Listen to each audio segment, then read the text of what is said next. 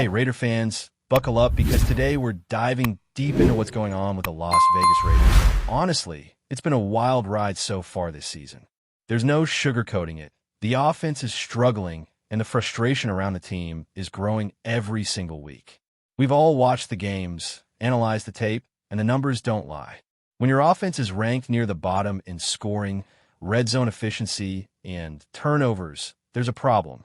And right now, it's impossible to talk about the struggles without focusing on Chip Kelly, the offensive coordinator who came into this organization with a massive reputation and a massive paycheck. But so far, he hasn't delivered the results we were promised. Let's start with the most glaring issue, the ego factor. Chip Kelly has a history of letting his ego get in the way of real football adjustments. And it seems like history is repeating itself here in Las Vegas. In Philadelphia, we saw the same thing. Decisions that were more about proving he knew best rather than actually solving the problems on the field. And now, in the Raiders' locker room, that attitude is becoming a real roadblock. We're seeing it in how certain plays are being called, how player feedback is handled, and ultimately, how the offense is performing on game day. Football is a game of constant adjustments. It's a chess match where every move matters. And when the person calling the plays is more concerned with being right than being effective, it shows. It's in the stat sheets, it's in the tape, and it's in the frustration of the players who know they could be performing so much better if they were set up properly. Take small examples that seem minor, but actually matter in the bigger picture. When a player is asked to change something that isn't broken, it sends the wrong message. The offense loses focus on real issues, and players start to question the decision-making process. These details add up over time. And then there's the communication problem. Professional athletes are not children, and treating them like they are, dismissing their questions or concerns, only creates tension and erodes trust. If a quarterback or a key player sees a potential problem or has a legitimate question about a play, they need to feel heard. They need a coach who can respond with clarity and reasoning, not condescension. Football is a team sport, and respect and communication are essential components of success at this level. But ego isn't the only issue. The offensive scheme itself has become highly predictable, and in today's NFL, predictability is the enemy. Teams at the highest levels of the game are constantly adjusting, reading defenses, and trying to outsmart each other. Right now, the Raiders' offense often feels stuck in a pattern that opponents can anticipate. The runs, the passes, the sequences, they're becoming easy for defenses to read. And when your playbook is predictable, it limits your quarterback's options and your ability to generate big plays. Geno Smith has shown flashes of brilliance in his career, and the talent around him is undeniable. Yet when the offense runs the same plays over and over, it not only restricts him, but also makes it harder for receivers to create separation and for running backs to gain consistent yardage. The numbers back this up. Pre-snap motion, a crucial tool for confusing defenses and creating opportunities, ranks near the bottom of the league for the Raiders. Inside runs dominate the play calling far more than necessary, while outside zone runs and creative schemes that could exploit defensive weaknesses are barely used. This rigidity in play calling is preventing the team from maximizing its talent, from capitalizing on mismatches, and from keeping opposing defenses guessing. If the offense can be anticipated down to the yard, the advantage goes to the defense, and every misstep costs the Raiders valuable points and field position. Geno Smith's struggles are also a central part of this conversation, but they cannot be separated from the system he's playing in. He is missing throws, holding onto the ball too long, and sometimes appearing confused on the field. These issues are real, and yes, they fall on the quarterback. But a quarterback's performance is heavily influenced by coaching, preparation, and the ability to make in-game adjustments. If the offensive coordinator cannot create the conditions for success, even a talented quarterback will struggle. In the case of the Raiders, that mismatch between what Geno Smith is capable of and what he's being asked to execute is glaring. Last season, his metrics showed that with a clean pocket, he could perform at a top-tier level. This season, that same potential is being hampered by predictability, poor adjustments, and schemes that fail to create the right opportunities. It's also worth noting that talent, is not the main problem here. The Raiders have talent on offense that many teams would envy. Starting wide receivers are among the league's best at creating separation. The tight end is elite in getting open. The running back is one of the most dynamic in the game. And yet, even with all this talent, the offensive production is historically low. The line has struggled, yes, but regression from last season has compounded the issues, and coaching is the key factor that could bridge that gap. Unfortunately, Chip Kelly's approach so far has not provided that bridge. Instead, the team's talent is underutilized, and the offensive numbers are suffering as a direct result. Every game, every series, and every play under this system highlights the disconnect between potential and execution. The Raiders' offense should be competitive, explosive, and unpredictable. Instead, it has been stagnant, frustrating, and inconsistent. Red zone efficiency is abysmal, scoring is near the bottom of the league, and turnovers continue to derail drives. The offensive coordinator's role is to facilitate success, to put the players in positions where they can execute their talent effectively, and to adjust strategies as games unfold. When those adjustments are not made, when schemes remain predictable, and when communication breaks down, the results are obvious on the field. And perhaps the most alarming part is how the numbers compare historically. The Raiders have been around different offensive coordinators over the years, some of whom struggled, and yet the current offense under Chip Kelly and Geno Smith ranks worse than many previous iterations. Scoring, yards, efficiency, and turnovers paint a picture of an offense failing to meet expectations despite the talent and resources invested. Expectations were high. The investment in both the coordinator and the quarterback should have yielded better performance. Instead, it's left fans frustrated, tape analysts shaking their heads, and players having to deal with a system that doesn't adapt to their strengths or the challenges posed by opponents.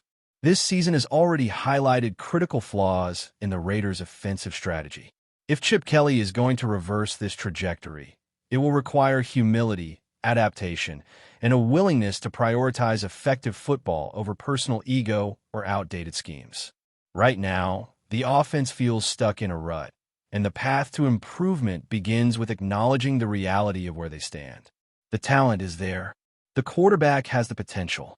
The receivers, the running backs, and even some elements of the line can perform at a high level.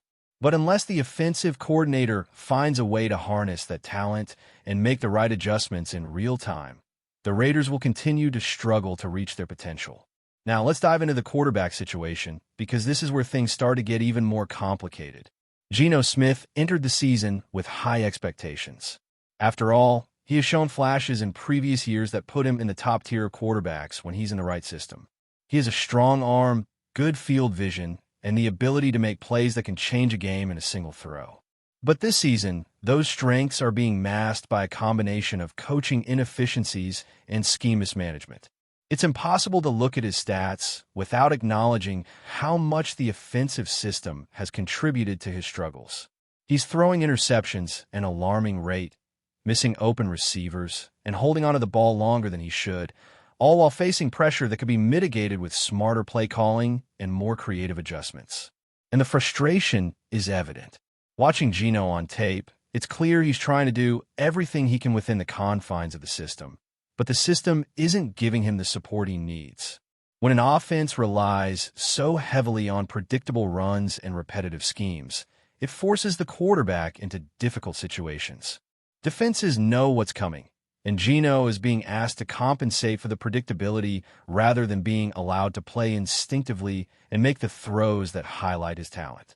He's been placed in a position where failure becomes almost inevitable. It's a tough spot for any quarterback, no matter how talented. The offensive regression this season is also glaring when you compare it to last year's numbers. Even with less talent previously, the Raiders were able to move the ball more efficiently and create explosive plays that kept defenses on their heels. This year, despite having more weapons and better personnel at key positions, the offense looks stagnant. Plays that should gain big chunks of yardage are stalling. The running back is hitting the line and finding tight spaces, yet the offensive line struggles and predictable blocking schemes limit his effectiveness.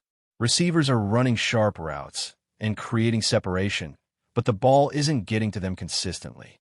Every piece is there, but the system isn't allowing it to click. It's not just about individual talent either. Football is a game of coordination and timing, and the lack of proper adjustments from the offensive coordinator has thrown that off balance. When a defense shifts, when a linebacker reads the play, or when a cornerback anticipates the route, the Raiders' offense often fails to adapt. Instead of countering with strategic motion, varied formations, or creative audibles, the plays continue in a pattern that becomes increasingly easy for opponents to exploit. The result is frustration for the players, confusion for the quarterback, and predictable drives that rarely end with touchdowns. Even when looking at the running game, which should be a strength, the numbers tell a story of inefficiency. Inside runs dominate far too much, while outside zone schemes that could open lanes and create big plays are barely utilized. The running back is capable of explosive runs, but the reliance on a single style of play allows defenses to stack the box and limit gains. Meanwhile, passing plays are predictable, often leaving Geno Smith staring down defenders and forcing him into tight windows. The combination of predictable play calling and limited motion means that opportunities are squandered and drives stall repeatedly. Before we continue, don't forget to subscribe to our channel and give this video a like. Your support helps us keep bringing you the latest updates on our Las Vegas Raiders. And don't be shy. Drop your thoughts on the news in the comments below. In a move that has sent shockwaves through NFL rumor mills, the Las Vegas Raiders appear poised to drastically reshape their defensive front for the 2025 season. Whispers around the league suggest that veteran pass rusher Jadeveon Clowney could be suiting up in silver and black, adding a terrifying edge to an already ambitious defensive scheme. While the team has not officially confirmed the signing, sources close to the organization hint that negotiations are far along, and Clowney's presence in Las Vegas might be more than just a pipe dream. Clowney, known for his explosive first step and game-changing pressure on quarterbacks, has a career dotted with jaw-dropping highlights, from playoff sacks to matchups against some of the league's most formidable offensive lines. His potential arrival at Allegiant Stadium could be exactly the kind of boost the Raiders' defense has been craving, particularly in high-stakes matchups where every sack and hurry can swing momentum. Fans are already imagining the chaos a fully motivated Clowney could unleash on opposing quarterbacks, and social media is abuzz with speculation about how head coach Josh McDaniels might deploy the veteran rusher. The Raiders, often criticized for inconsistency on defense, seem determined to silence doubters. Rumors suggest that Clowney's deal could be structured to maximize his impact while keeping the team flexible for additional offseason moves. The timing, if true, is impeccable. The Raiders have been quietly assembling talent to complement a defense that has shown flashes of dominance but struggled with consistency in clutch moments.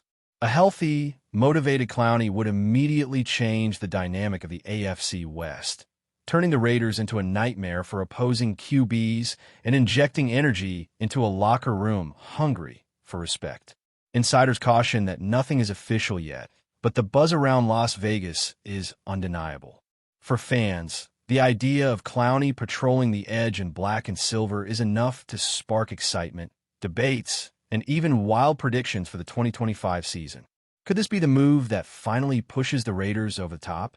If the rumors are accurate, one thing is certain. Opposing offenses will be sleeping a little less soundly come September.